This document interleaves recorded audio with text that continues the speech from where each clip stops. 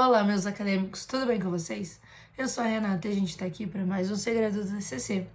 Hoje a gente vai falar em como estruturar o teu trabalho. Tá, Renata, e agora? O que eu escrevo? Como eu escrevo? Como que deve ser? Então, meu povo, hoje a gente vai falar um pouquinho sobre isso. Lembra que lá no teu TCC1, no teu projeto integrador, você teve que fazer a problemática? Você teve que fazer uma pergunta-problema? Então, o teu trabalho agora nada mais é do que responder essa pergunta. Literalmente, o teu trabalho vai ser a resposta daquela pergunta. Lembra que você levantou várias hipóteses na intenção de responder aquela pergunta? Então, essas hipóteses vão ser o teu norte para montar esse teu trabalho agora. Então, o que você tem que lembrar? Que o teu trabalho em si, ele tem que responder aquela pergunta. E, Renata, ele sempre tem que responder positivamente? Não. Você pode fazer o teu trabalho, né, estudar e montar, e você vai ver que não nenhuma das hipóteses que você levantou vão sanar aquele problema. E não tem, tá tudo bem, entendeu? A intenção do trabalho é justamente essa, ver a viabilidade das hipóteses que você levantou para responder aquela pergunta, tá? Então eu vou dar um exemplo para o pessoal da administração.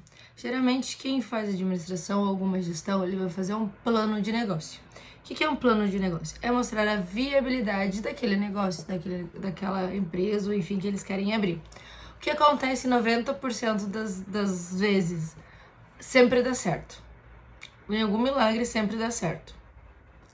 Só que, gente, o teu trabalho não precisa dizer que vai dar certo. O teu trabalho precisa mostrar que vai ser viável. Então, o que você tem que pensar? Que o teu trabalho, que o teu TCC, que a tua monografia, que o teu artigo tem que responder aquela pergunta. Então, dentro dele, você vai trabalhar as hipóteses que você levantou e às vezes você pode trazer até algumas novas e não tem problema. Tá tudo bem, entendeu? O que você tem que pensar é enquanto ele tá mais perto da realidade.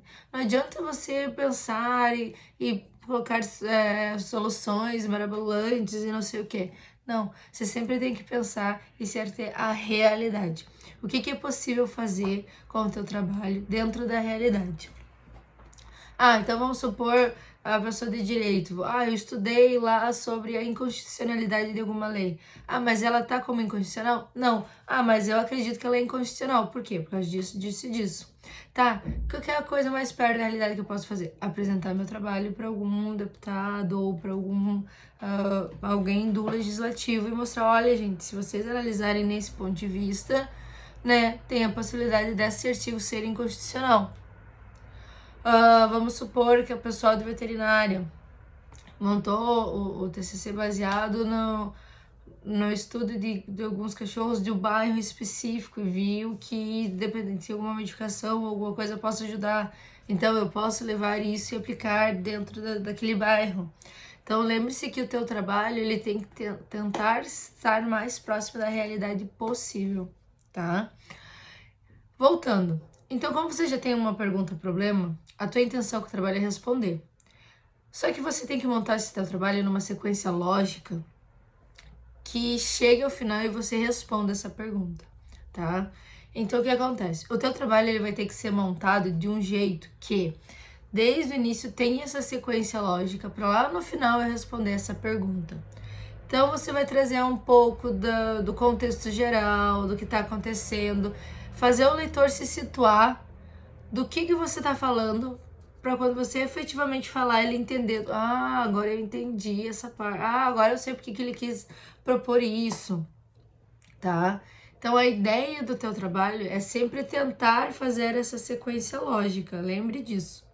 É você começar a basear o teu leitor de um jeito que ele entenda o que você quer falar, para lá no final tudo fazer sentido.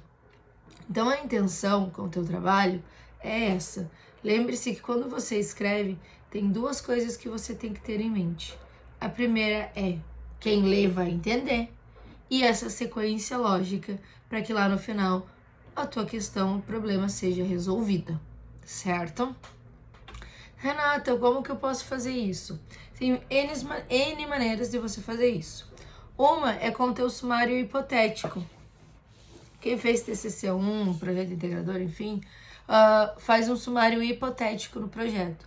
lá já pode ser o norte. Isso significa que vai ser o definitivo? Não, não vai ser o teu definitivo, mas vai ser um caminho que você pode seguir para chegar ao teu trabalho final, certo? Como geralmente acontece isso, tá, gente? Uma sequência lógica que eu digo que daria mais ou menos certo. Você sempre tem que pensar no teu problema, tá? Qual que é a solução que eu quero propor para o meu problema? É essa. Então você pode fazer a linha contrária. Se a tua solução é essa, você vai dando um passinho para trás até as pessoas chegarem para entender. Então, por exemplo, vamos supor, eu vou pegar o exemplo de um artigo que eu fiz que foi sobre marketing digital, mas isso lá em 2012, tá? Então tá, a minha intenção era mostrar como o marketing digital, né, como as redes sociais eram viáveis para as empresas utilizarem para ter um contato mais próximo com o consumidor.